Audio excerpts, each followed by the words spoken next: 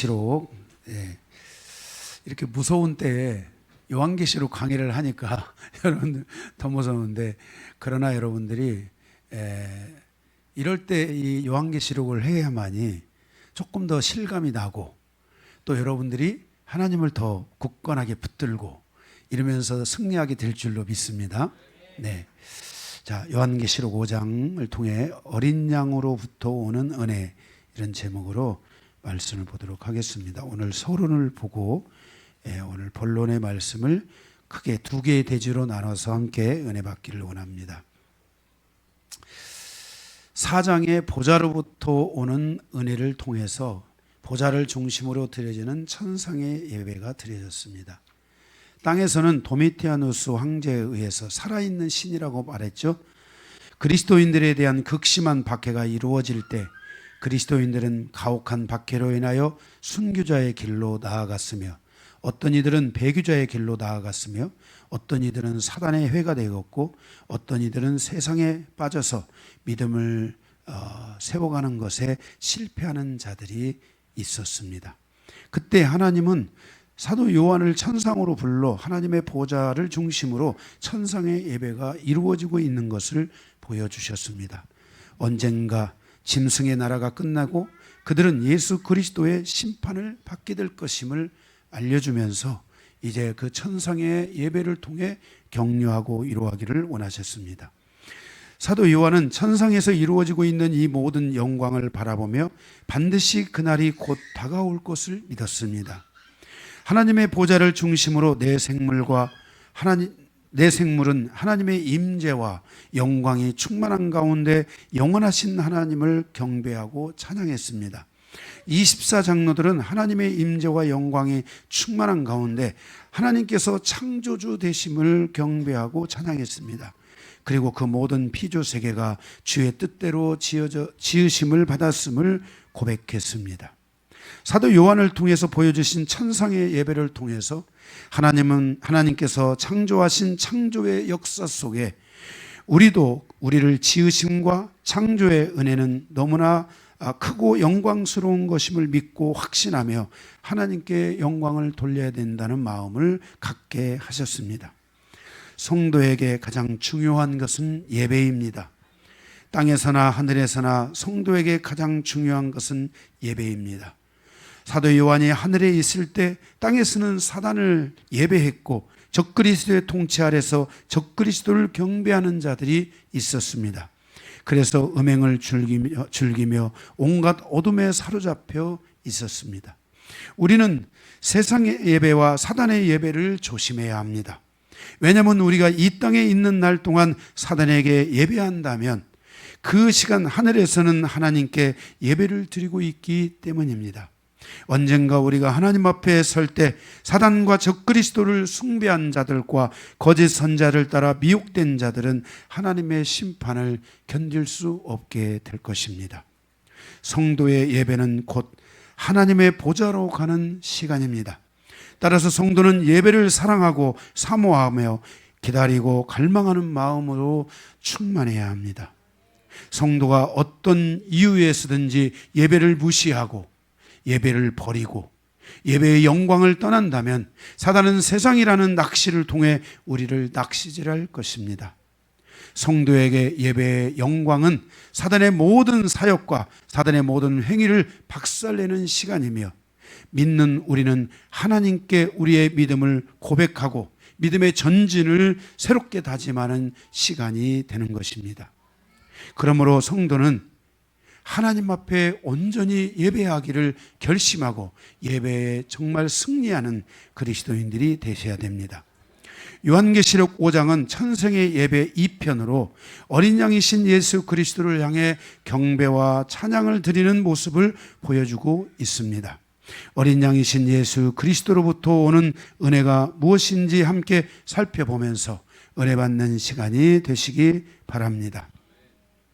오늘 말씀은 두 개의 대지로 나눠져 있는데, 첫 번째, 두루마리 인을 떼기에 합당하신 예수 그리스도를 통한 교훈입니다. 1절에서 5절입니다. 거기 1절에 보면 보좌에 앉으신 하나님의 오른손에 두루마리가 있는데 7인으로 봉하였다라고 말씀하고 있습니다. 일반적으로 두루마리는 뭡니까? 성경이죠. 그죠? 네, 성경의 어떤 내용을, 또는 여기 이 당시로 보면은 성경 전체에, 그죠? 그 말씀을 인으로 이렇게 봉하였습니다. 그런데 이제 이 봉했던 것들이 우리 안에서 다 열려지면서 이렇게 하나님 말씀에 대한 모든 것들은 많이 드러나 있게 됐죠.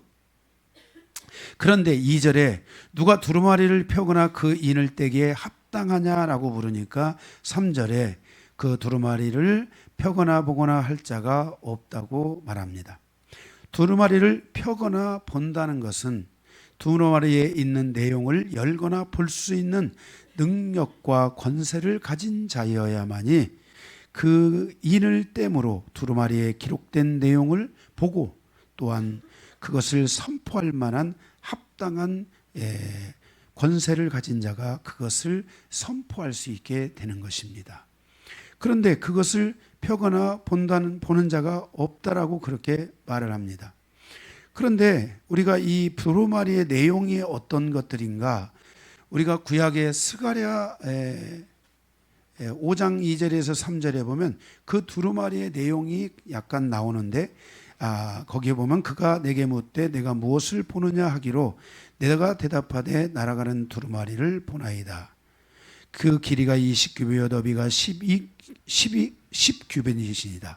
그가 내게 이르되 이는 온 땅 위에 내리는 저주라. 도둑질하는 자는 이쪽 끌대로 끊어지고 맹세하는 자는 저쪽 끌대로 끊어지리라 하니 이 두루마리에 기록된 것은 온 땅 위에 임할 하나님의 구원과 심판에 대한 하나님의 계획이 적혀 있다는 것을 스가랴 선지자가 예언을 했습니다. 그러니까 이 두루마리는 마지막 때의 하나님의 심판에 대한, 구원과 심판에 대한 정확한 기록들을 담고 있는 것이라고 볼 수 있습니다. 그런데 이것을 펴거나 볼 합당한 권세를 가진 존재가 없어서 그것을 보고 요한이 우는 것을 보게 됩니다. 4절, 바로 4절에 읽겠습니다. 또 보좌를 둘러 4절, 그 두루마리를 펴거나 볼 자가 합당한 자가 보이지 아니하기로 요한이 크게 울었더라, 그렇게 말씀했습니다.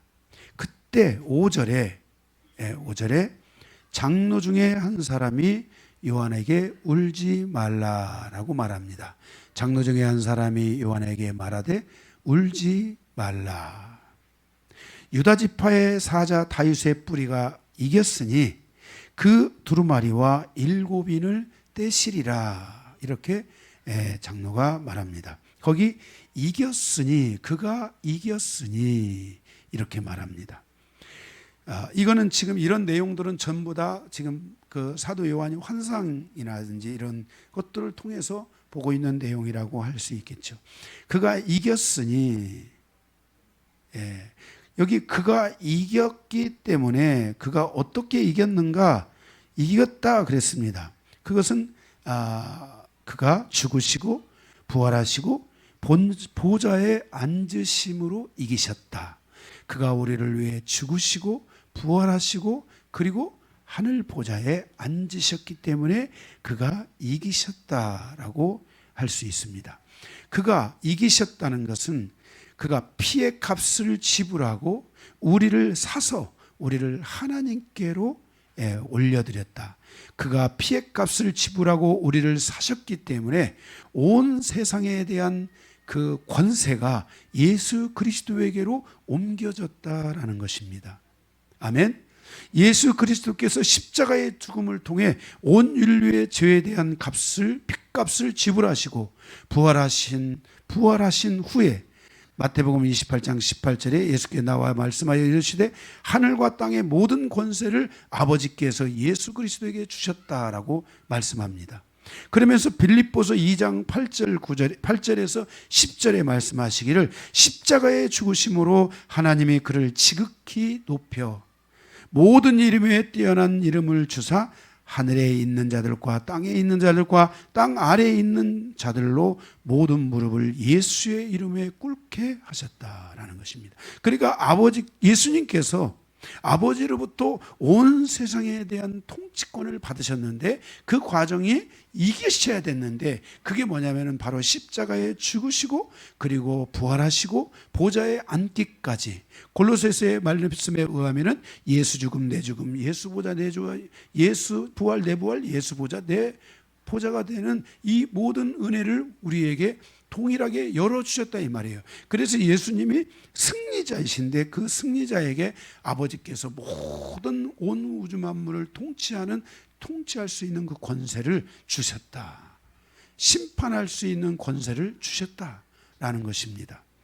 그래서 그것을 그 모든 권세를 받은 예수 그리스도, 오직 예수 그리스도만이 바로 그 두루마리의 인을 떼기에 합당하신 분이라는 것입니다. 그리고 두루마리에 적힌 구원과 심판을 완성시킬 수 있는 자격과 그 모든 권세를 가지신 분이 예수 그리스도라는 것을 말씀하고 있는 것입니다. 그래서 그분이 이기셨기 때문에 그분이 능히 그 두루마리와 인을 뗄 수 있다라고 말씀하고 있습니다. 그래서 이제 우리가 6장부터 보게 되면은 이 실질적으로 이 인을 떼시는 장면들이 나옵니다. 예, 문제는 이 인이 완전히 다 떼지지 않았다는 거예요. 예? 예, 마지막 남은 인을 제외하고는 인을 예수님께서 이제 떼시는 장면들이 나옵니다. 예. 그는 또한 여기 뭐라 했냐면은 그 승리하신 이기신 그는 누구냐? 그는 유다 지파의 사자 다윗의 뿌리다라고 말씀하고 있습니다. 유다는 사자로 비유되었고 사자는 뭐죠? 밀림의 왕. 밀림의 왕이잖아요. 밀림의 왕. 그러니까 유다 지파는 이스라엘의 왕권을 가진 지파로서 유다 지파를 통해서 예수 그리스도가 오실 것을 예언하셨잖아요. 그러니까 누가 오시는 거예요? 왕이 오시는 거죠. 마지막 때 선지자들이 예언하고 하나님 아버지께서 예비하신 그 마지막 그 왕이 오시는데 바로 그 왕이 예수 그리스도이신 것입니다. 그가 이 땅에 오셔서 십자가에 죽으시고 부활하신 다음에 올라가셨죠. 그때 예수님께서 그 왕으로서의 그 모든 그 다스림을 그가 이루셨어요, 안 이루셨어요? 안 이루시고 가셨잖아요. 그러니까 이제 다시 재림하여 오실, 강림하실 예수 그리스도는 그 모든 왕권을 이제 완전히 완성하셔서 오시는 예수 그리스도라는 것을 우리는 기억해야 돼요. 그분이 여러분의 신랑이시고 여러분 신부세요. 아멘. 네, 그러니까 할 말이 있으면 그분에게 좀 많이 하세요. 네, 아멘. 아니 신부가 신랑한테 얘기 안 하면 누구한테 얘기해? 그죠? 그래 하고 싶은 얘기 있으면은 좀 많이 하세요. 네, 아멘. 여러분들이 예수님과 정말 긴밀한 이 친밀함 속으로 여러분들이 들어가는 시간들이 많이 필요해요. 예. 제가 친밀함 속에 좀 들어가 봤는데요. 들어가 볼 만합니다. 예, 정말입니다. 예, 그래서 바로 이 유다 지파를 통해서 예수 그리스도가 오실 것을 많은 선지자들과 성경이 예언했습니다. 이사야 11장 10절에 보면 이새 뿌리에서 한 싹이 나고 그 싹은 누구예요? 다윗이며 예수 그리스도에 대한 예표이죠. 그죠? 예, 예수 그리스도에 대한 예표이잖아요. 그래서 다윗의 뿌리를 통해서 메시아가 오시며 그 메시아가 곧 누구라는 거예요? 예수 그리스도라는 것을 우리에게 말씀하여 주고 있는 것입니다. 그러니까 바로 그는 유다 지파의 사자이며 다윗의 뿌리다 이렇게 말씀하고 있는 것입니다. 마태복음 1장 1절에도 아브라함과 다윗의 자손 예수 그리스도의 세계라. 네. 그러니까 인류를 구원하시고 심판하실 예수 그리스도께서 이제 하나님의 이 심판의 날에 그 마지막 인을 떼시러 이제 오실 겁니다. 아멘. 예, 그 인을 마지막 때로 오실 거예요. 예, 그는 두루마리의 인을 떼기에 뭐예요? 합당하신 분이라고 말씀하고 있어요.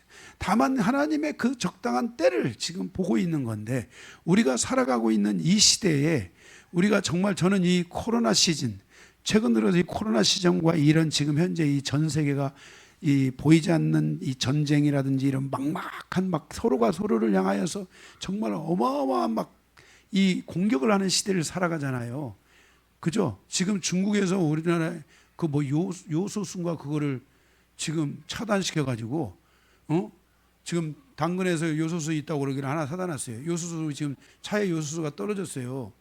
또 그거 넣어야 되는데 지금 사다 놨어요. 우리 지금 일단은 주변에 파는 데가 있나 봐서 넣고 아껴놨다가 나중에 뭐 쓰면 써야 되지 않나. 이 요소수를 안 팔아가지고 지금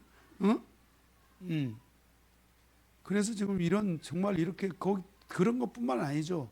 지금 막 러시아에서 가는 각 가스관들, 러시아 그 유럽의 모든 막 가스관들을 차단하고 막 진짜 요즘은 난리가 아닙니다. 지금 막 세계 막 전체 물가가 막 다 올라가고 난리가 아니에요. 정말 여기서 조금만 더 가면은 성경에 말씀하신 대로 진짜 이 그 곡식 전쟁, 양식 뭐예요? 그 양식전, 식량 전쟁, 식량 전쟁이 진짜 정말 올 수도 있는.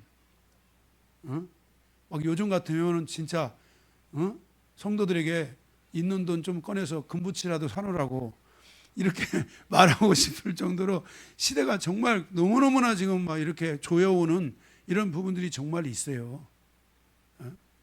더구나 지금 막 이게 이 지금 막 우리나라에 지금 이런 미국의 전진 기제가 돼서 막 스텔스기를 막 이런 것들이 들어오고 막 이런 걸 허락하고 막 우리나라 원래 이런 거 허락을 안 했거든요. 예, 그렇게 되면서 전체적으로 지금 이 한반도라고 그러죠. 이 한반도를 중심으로 한 지금 이 기류가 굉장히 안 좋습니다.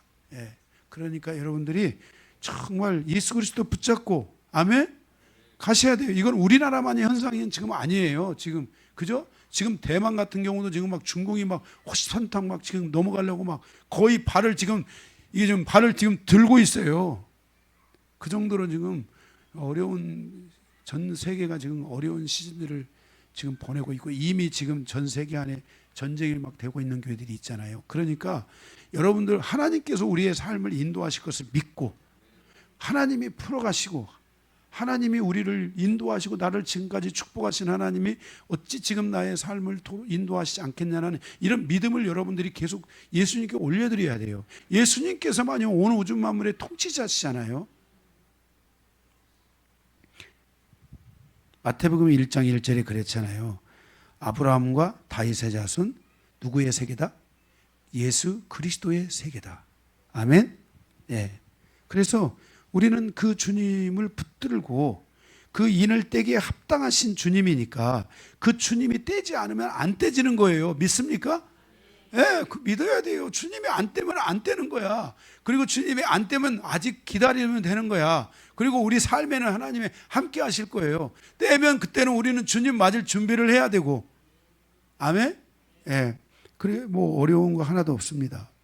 그래서 이렇게 주님 앞에서 이 모든 것을, 모든 손이 이 우주 만물에 대한 온 인류에 대한 그 모든 그 통치의 손이 누구 안에 있어요?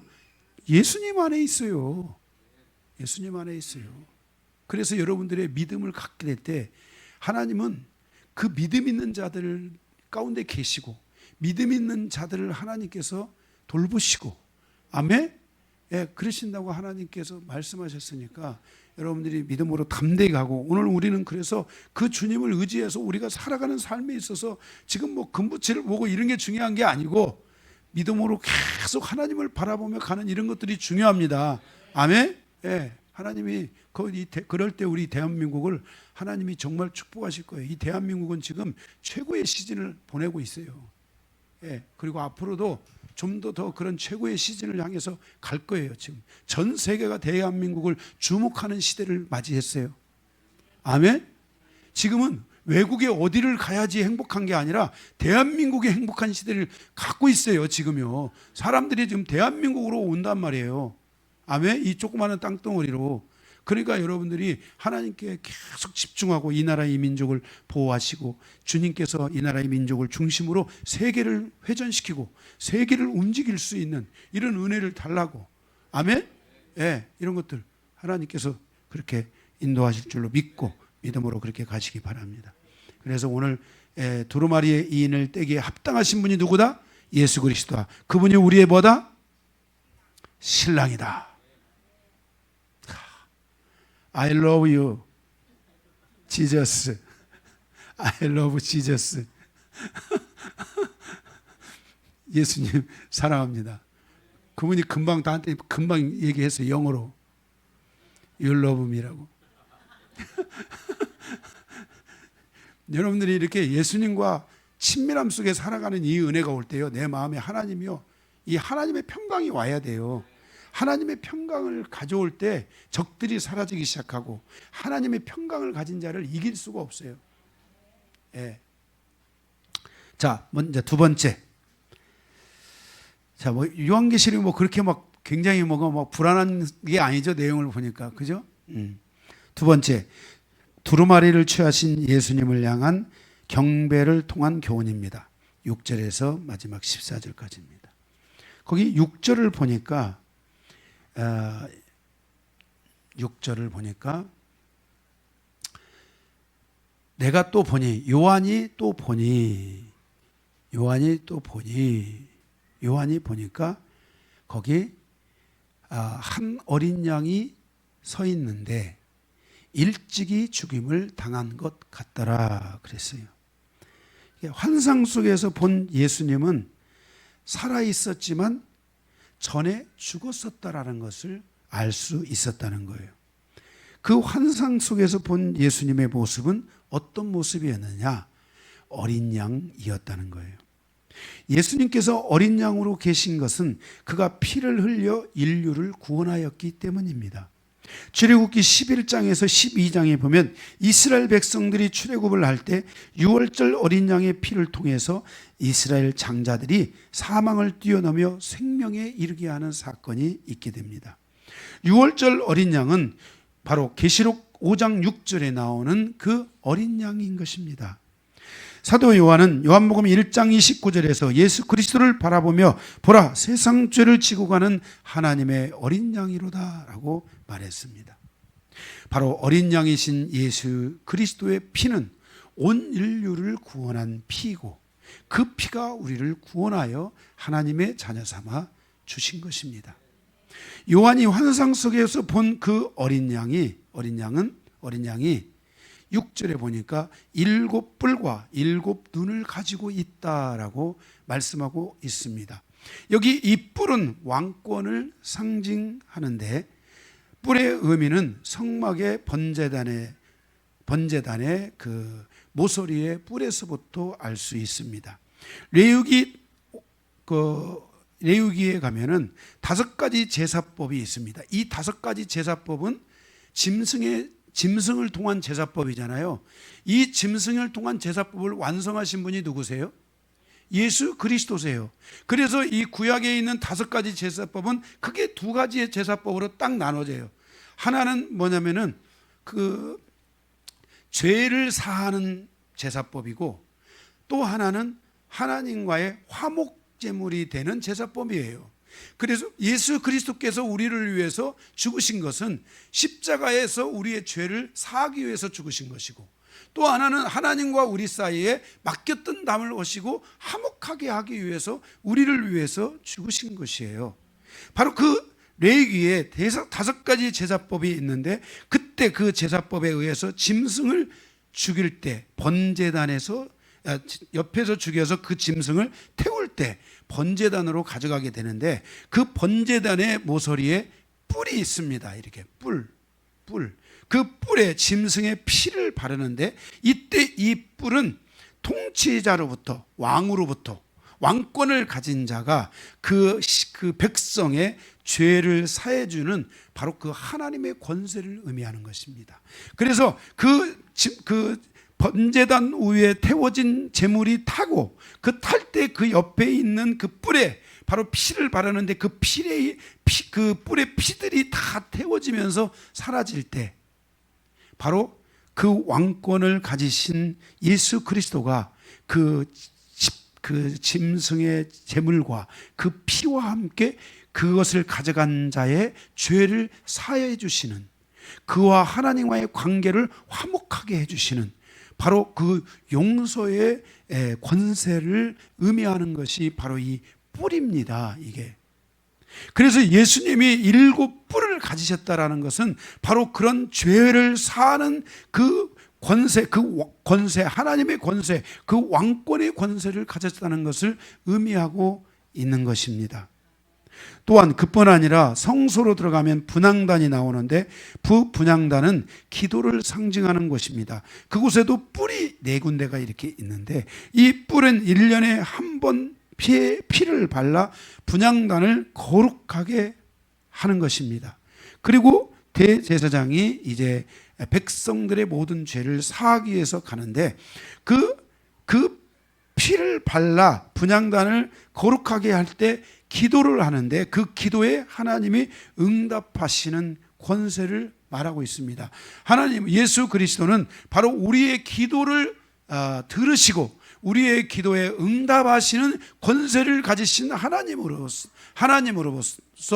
하나님과 우리와의 완벽한 관계를 가져가시는 분이 바로 예수 그리스도라는 것을 우리에게 나타내주고 있습니다. 그래서 예수님의 손에 바로 7뿔을 가지셨다라는 것은 예수님께서 바로 하나님의 권세, 그 죄를 사하는 권세, 기도를 들어주시는 권세, 우리의 응답하시는 권세, 우리의 모든 것과 함께 하시는 권세, 하나님과 우리 사이를 화목하게 하는 권세를 가지신 분이다라는 것을 우리에게 말씀하여 주고 있는 것입니다.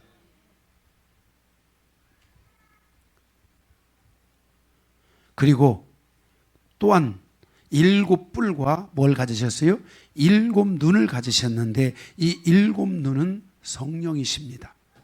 그 성령이 제 예수 그리스도가 보혜사잖아요. 보혜사 맞아요? 그리고 예수 그리스도는 성령은 제2의 보혜사잖아요. 그래서 예수님 대신 오신 분이 누구세요? 성령님이세요. 그래서 마지막 이방인의 시대에 가게 되면은 이 성령께서 많은 전 세계의 모든 곳에 분향 예배할 수 있는 예배 처소들을 만들고 그곳에서 하나님을 경배하며 찾으며 그 하나님을 향하여 나오는 백성들에게 성령께서 은혜를 부어주시고 은사를 부어주시고 하나님의 영광과 그 은총을 베풀어 주시고 예수 그리스도가 하셨던 바로 그 모든 사역, 예수 그리스도가 하셨던 그 보혜사의 사역, 보호하시는 사역, 우리를 보존하시는 사역, 이 모든 사역들을 다 대신하여 주시는 이 사역을 누가 대신하는 거예요? 그래서 이 성령을 뭐라고 그럽니까? 다른 말로? 예? 예수 그리스도의 영. 예수 그리스도의 뭐라고요? 영이라고 말하는 거예요. 할렐루야. 예, 그래서 물론 뭐 그리스도의 영, 예수 그리스도의 영 다 똑같은 말입니다. 바로 이 예수님께서 바로 이 성령을 붙잡고 계신다는 것은 예수님이 하셔야 될 이 모든 사역들을 성령이 전 세계의 온 인류를 향하여 성령께서 이 사역을 하고 계신다는 겁니다. 그러니까 여러분들이 오늘 또 성령님께 좀 집중하셔야 돼요. 성령의 탄식에도 집중하고 성령의 세미한 음성에도 집중하고 성령의 감동에도 좀 집중하고 성령의 은사에도 집중하고 능력 없는 자로 사는 게 아니라 하나님이 성령 안에서 내게 주신 은사가 무엇인가, 그래서 그 은사를 가지고 여러분들이 살 수 있는 그런 좀 멋있는 그리스도인들이 돼야 돼요. 그냥 교회나 왔다 갔다 하는 그런 사람이 아니라 여러분들이 교회 안에서 봉사를 하더라도 성령 안에서 봉사하고 성령의 은사를 따라서 봉사하는 거예요. 아멘?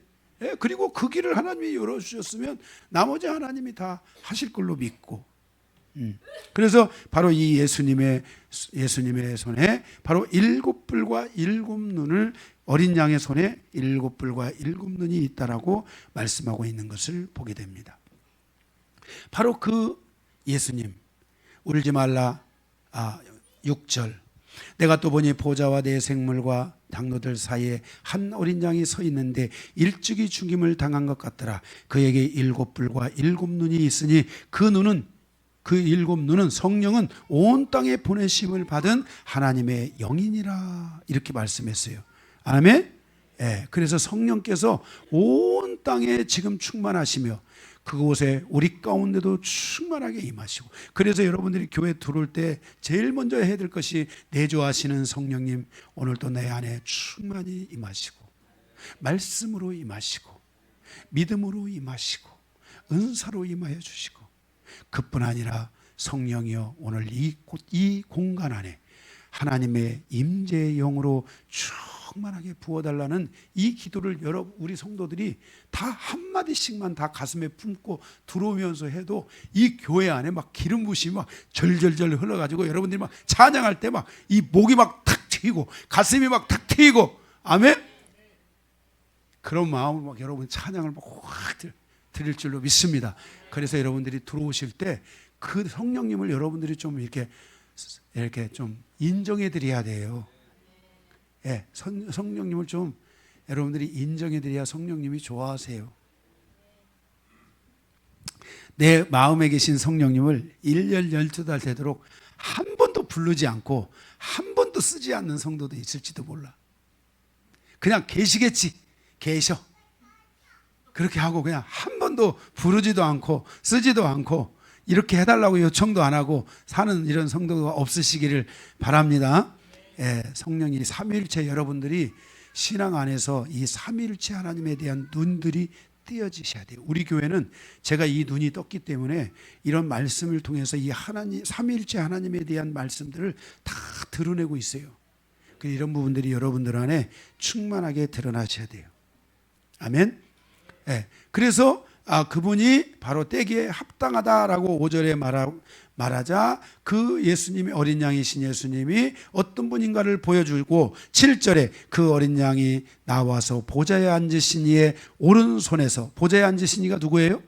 하나님의 오른손에서 두루마리를 취하시는 것을 볼 수 있습니다. 이렇게 두루마리를 딱 취하시자, 두루마리를 이렇게 손으로 이렇게 두루마리를 이게 탁 취하시자, 8절에 그 두루마리를 취하심에 내 생물과 24장로들이 그 어린 양 앞에 엎드려 각각 검은고와 향이 가득한 금대접을 가졌으니 이 향은 성도의 기도들이라. 그들이 새 노래를 불러 이르되 그랬습니다. 자, 이렇게 그 두루마리를 탁 취하자 네 생물과 24장로들이 어린 양 앞에 엎드려 검은고, 이 하프를 가지고 그 어린 양을 쫙 리리리링 하고 쫙 찬양합니다. 이렇게. 하프가 그런 소리 나잖아요. 이게, 그죠? 안 나요? 웃는 거 보니까 안 나는 거 있네, 그런 소리. 난 그런 소리 나는 걸로 알고 있는데 여러분들은 안 나신다고 하니까 여러분 소리와 제 소리가 다른가 본. 그래서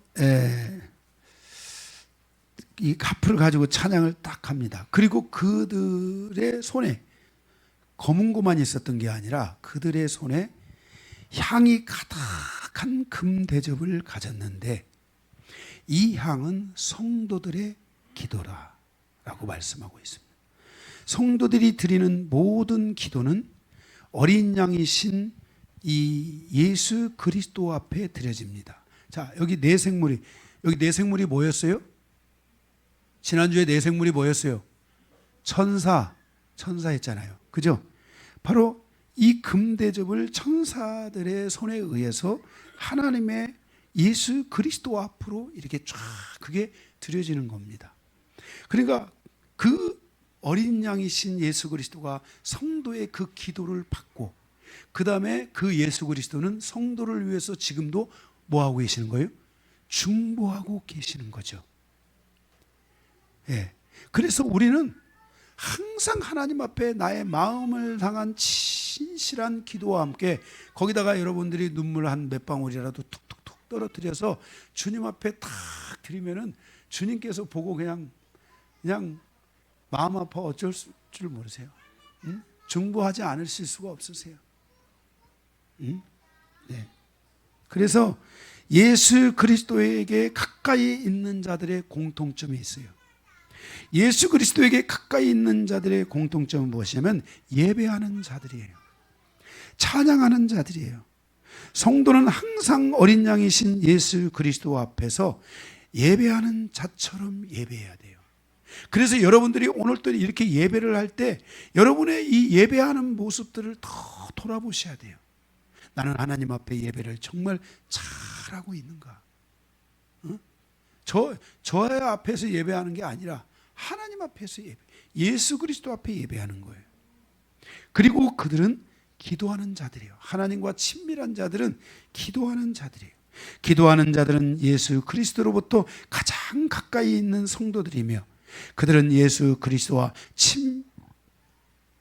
친밀함 속으로 들어가는 자들이며 예수 그리스도를 사랑하는 자들입니다.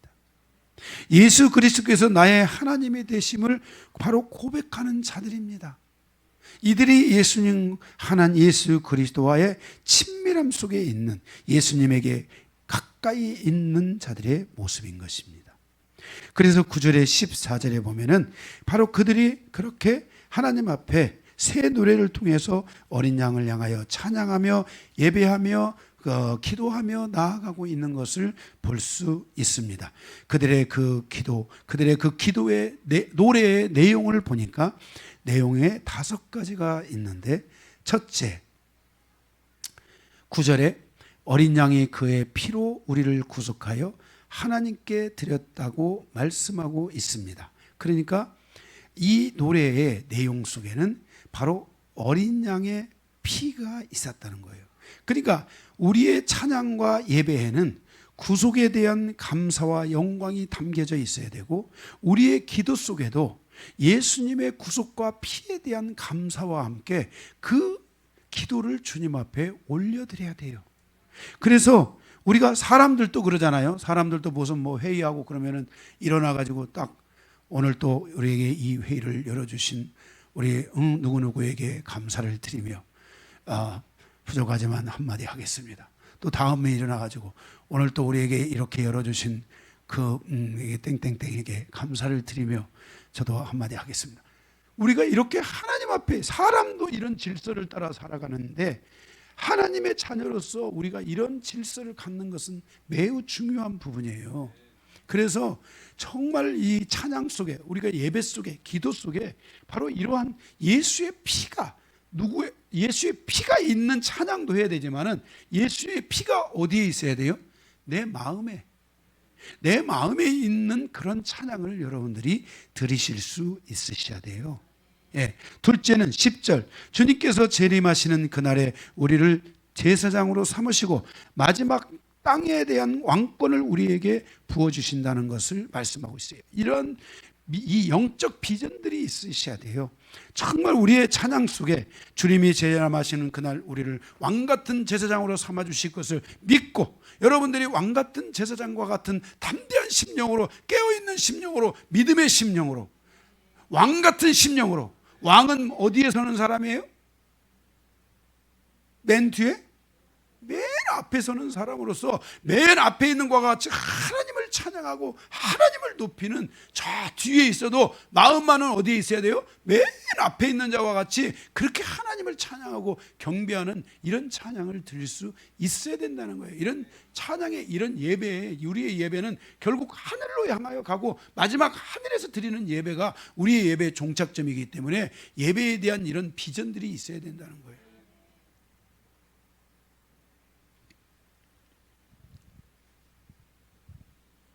셋째로는 11절을 보면, 내가 또 보고 들음에 보좌와 생물들과 장로들에 둘러선 많은 천사의 음성이 있으니 그 수가 만만이요 천천이라 그랬어요. 어린 양의 노래를 부르는 자들의 주변에 하나님의 나라와 하나님의 군대가 있는데 그 수가 만만이요 천천이라 했어요. 여러분들이 오늘 또 예수 그리스도를 향하여 찬양하고 예배를 드리고 그분 앞에 기도를 드릴 때 하나님의 나라가 열리고 하나님의 군대가 열리며 그 군대의 수가 만만이요 천천이라고 말씀했어요. 그래서 저도 하나님 앞에 이 예배를 향하여 기도할 때 저도 그렇게 선포하며 기도해요. 하나님의 보좌의 주변에 둘러선 내 생물이여 여호와를 찬양하며 24장로여 여호와를 찬양하며 의인의 영들이여 여호와를 찬양하며 천군 천사 만만의 천사들이여 여호와를 찬양하며 미카엘의 나라마다 나라를 지키는 미카엘의 군대여 여호와를 찬양하라. 아멘. 그래서 우리가 이렇게 내가 찬양을 하고 내가 하나님을 향하여 예배할 때 이 하늘이 쫙 열려 있다는 것을 여러분들이 믿음으로 바라보며 찬양, 하나님 앞에 찬양하고 예배하고 기도할 수 있어야 돼요. 응? 여러분들이 다 기도할 때 다 그렇게 해야 돼요. 제가 지금 여기 설교하지만은 제 설교할 때 이 저를 주변으로 이렇게 지금 하나님의 이 호위하는 천사들이 저를 이렇게 쫙 둘러서 거기에 군대 장관까지 딱 배치돼 가지고 저를 보호하고 있다는 걸 아셔야 돼요. 아멘 해주신 분들은 내가 믿고 확신하고 하는 얘기니까. 그래서 저는 천사주의자는 아니에요. 예수 그리스도와 살아가지만 천사들 가운데 저를 돕는 천사들이 있어요. 그래서 제가 항상 제가 기도할 때 두 가지 천사를 꼭 제가 파송 요청을 하는데, 나를 호위하는 천사는 지금도 오늘 또 나를 칠갑줄로 들어 나를 호위하라, 보호하라.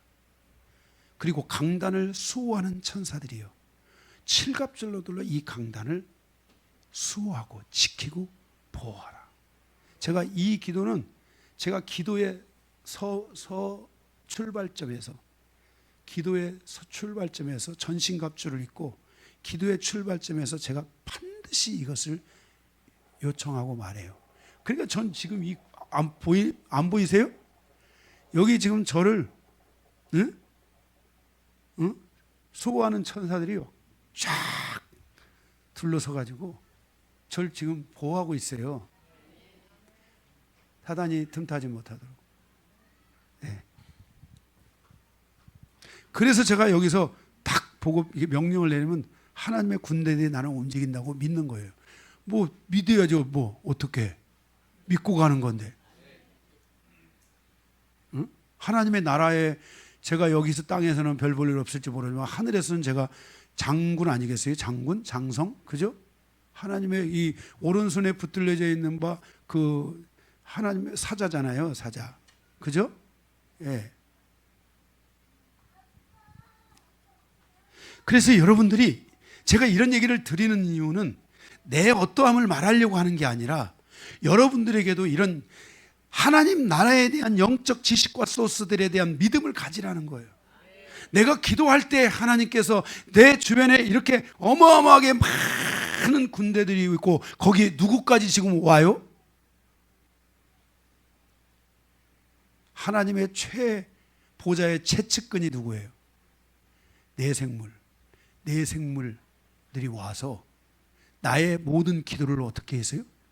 금쟁반에 받아가지고 거기에 눈물 몇 방울 더 떨어뜨리면 어마어마한 효과까지 있는 거야. 그것을 예수 그리스도의 보좌에까지 가져가며 이제 8장에 가면은요, 성도들의 이러한 기도가, 이 기도의 대접이 이 땅에 떨어지는 것을 보게 돼요.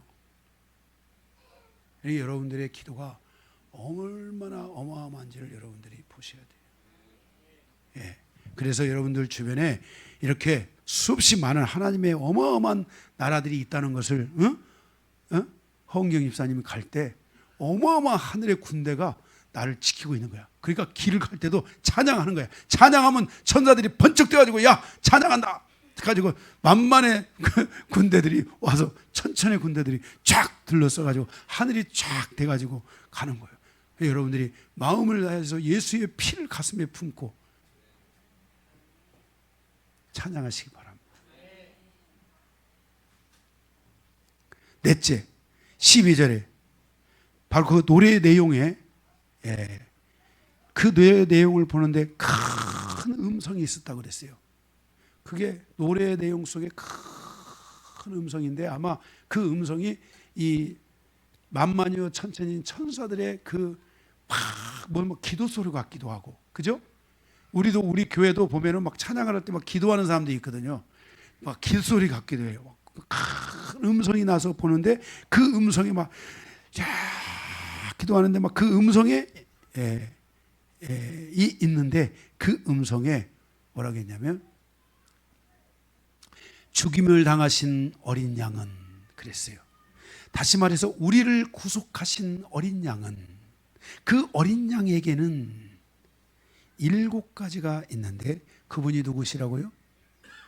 우리의 신랑, 그죠? 우리의 신랑이에요. 그 7가지가 있는데 그분에게는 능력, 부, 지혜, 존귀, 영광, 찬송이 찬송을 가지고 통치하시기에 합당한 분이라고 외치고 있는 거예요. 응? 거기 능력, 이 능력은 디나미스, 하나님의 재능. 이 하나님의 재능은 여러분들에게도 주셨어요, 안 주셨어요? 주셨어요. 또 부라는 것은 뭐냐면 부요함을 말해요. 부요함. 지혜는 아시죠? 지혜, 하나님 예수 그리스도의 지혜. 예수님은 2가지 별명이 있죠. 그 중에 하나가 지혜예요. 지혜. 그래서 목사님 또 하나는 뭡니까? 이렇게 생각하시는 분들 나중에 가르쳐 드릴게요. 지혜, 모르는 분들은 어쩔 수 없고 예배 열심히 나오면 다 알게 되는데 지혜. 여러분들에게 하나님 말씀이 임하면 이 예수 그리스도의 지혜가 탁 움직인다는 걸 여러분 믿으셔야 돼요. 그 다음에 힘은 권능이에요. 이 권능은 바로 하나님의 신적인 힘, 에너지를 말하고 있는 거예요. 그 다음에 존귀가 있어요. 존귀는 뭐냐면 영예와 존엄.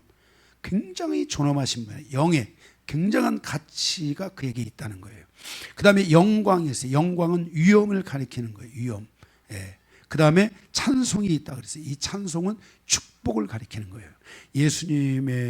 예수님은 바로 어린 양이신 예수님에게는 놀라운 이 복, 이 축복권이 그에게 있다는 것을 말씀하고 있어요. 그래서 이것을 가지고 우리를 통치하기에 합당하신 분이라고 말씀하고 있어요. 그래서 우리는 우리의 노래의 내용 속에 이런 하나님 예수 그리스도를 향한 이 능력과 부와 지혜와 힘과 이 존귀와 이 영광과 찬송에 대한 그 의미들이 그 찬송가에 있을 때 여러분들이 이것을 인정하고 이 은혜가 우리에게 오기를 바라는 그런 간절한 마음으로 이런 찬송을 여러분들이 드려야 돼요. 이게 바로 새 노래예요. 5번째로는 13절. 지금도 13절을 보면은 내가 또 들으니 하늘 위에와 땅 위에와 땅 아래와 바다 위에와 또 그 가운데 모든 피조물이 이르되 보좌에 앉으신 이와 어린 양에게 찬송과 존귀와 영광과 권능이 세세토록 돌릴지어다 하면서 찬양해요. 지금도 천상, 천하, 지하, 바다 그 모든 것 가운데 있는 모든 피조의 세계가, 피조물이 보좌에 앉으신 하나님과 어린 양에게 찬송과 존귀와 영광과 권능을 드리는 이런 일들을 지금도 하고 있다는 것을 여러분들이 아셔야 돼요. 그러니 우리는 지금 여기 천상, 천하, 지하, 바다 그 가운데 어디에 있어요? 천하에 있잖아요. 천하. 우리는 천하에 사는 우리들이, 더군다나 천하에 있는 그리스도인들이란 말이에요. 천하에 있는 그리스도인들이 우리가 저 지하에 있는 우리보다 못하고 바다에 있는 저 생물들보다 못해서는 안 돼요. 정말 우리는 하나님을 높이 찬양해야 돼요.